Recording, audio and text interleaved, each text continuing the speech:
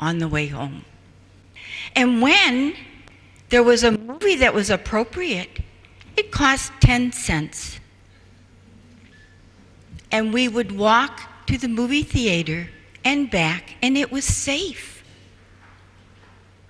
Sound familiar to some of you? The lifestyle sound familiar? We were the first generation to raise children with television. And when I started raising my children, I was doing everything my mother and father had done, but it was not working. And I never understood why. So within these last 50 years, Robert and I have been married 49 years. I have seen 5 generations, my grandmother, my mother's, my own, my children, and my grandchildren. I have a 27-year-old granddaughter, 6 grandchildren. So I have seen a great deal in this life, and I have experienced a great deal. And my whole thrust in life with the teachings of Sai Baba was to find out how to give love, pure love, selfless love, to my spouse and to me and to my children. Because if we do not love ourselves, we cannot give it to anyone else. From the time a baby is born, it starts like this. There's nothing written in the subconscious. I want you to view this human condition in a new way. I want you to look at our human being bodies as the most sophisticated video camera that ever existed. This is a communication center. Everything I see, everything I hear, everything I speak, everything I touch, the whole nervous system picks up what's in the environment. So it's two-way. What we do from the time we are born is we are bringing data in and giving it out. And what we are bringing in goes on a tape in the subconscious. It's like a videotape.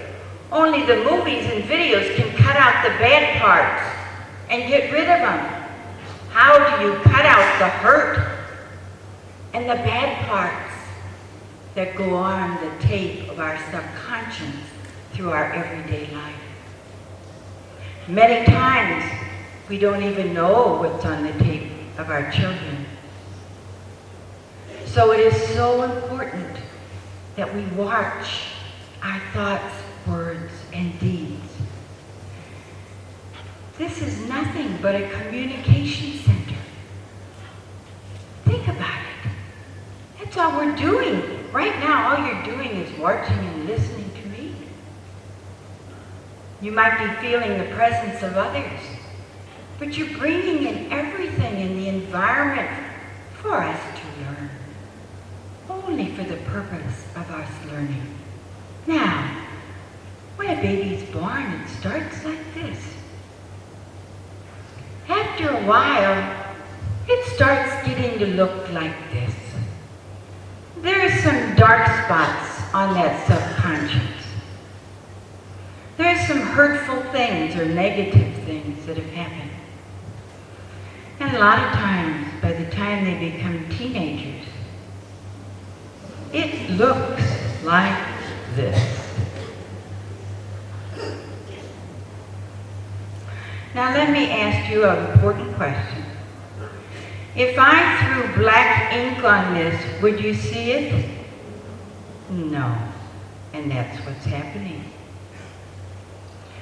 There was an interview done on TV in America some years back. They were interviewing movie producers. And they said, why do you have such vulgar language in your movies? Why do you have so much horrible stuff? And they said it's the only way they can get the attention of the youth. The young people have seen so much horror, so much violence, have heard so much rap music and violent music. They've seen so much that when I have a grandson who's 17, he says to me, "Oh, you know, Grandma, there's nothing wrong with those videos or that film. It scares me to death. I mean, I cried like crazy over Bambi when he died." But you see, they've seen so much from little on up. There's screens like this. They don't know the difference. And yet, this macho kid who says, "I'm not afraid," is filled with fear inside.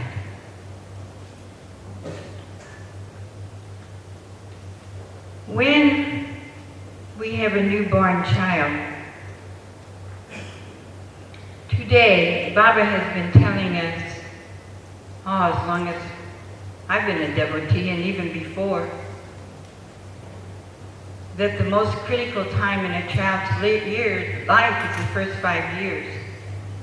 He has said many, many times that the most important thing that we can do for our children is to read, tell them spiritual stories, sing spiritual songs, sing uplifting songs, beautiful music, talk, laugh, be happy.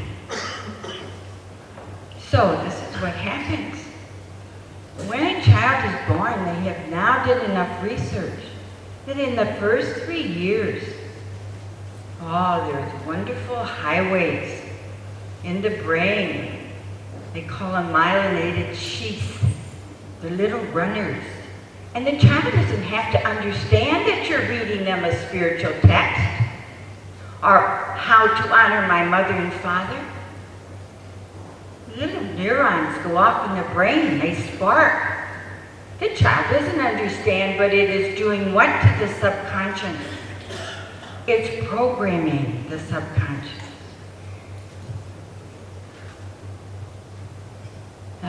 This was from the President of Education Commission of the United States. There is a time scale to brain development, and the most important year is the first year. There are learning windows.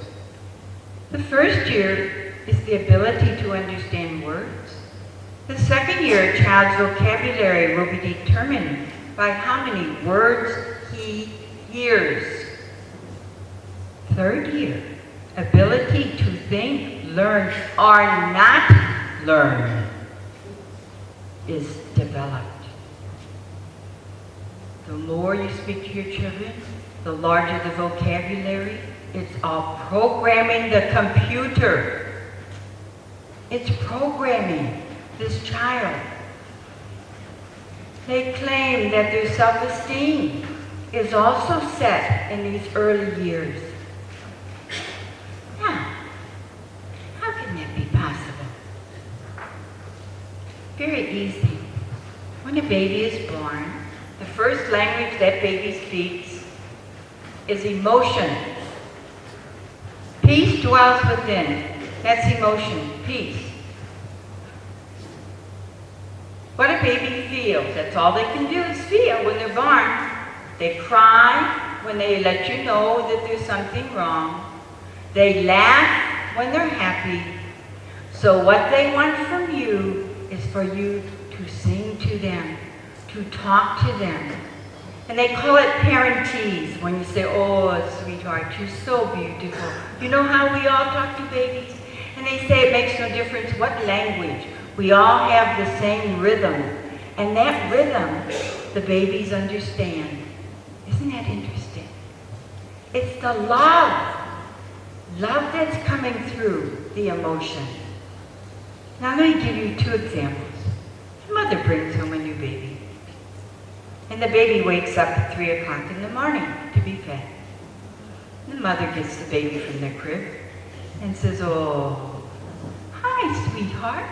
I love you so much. Are you hungry?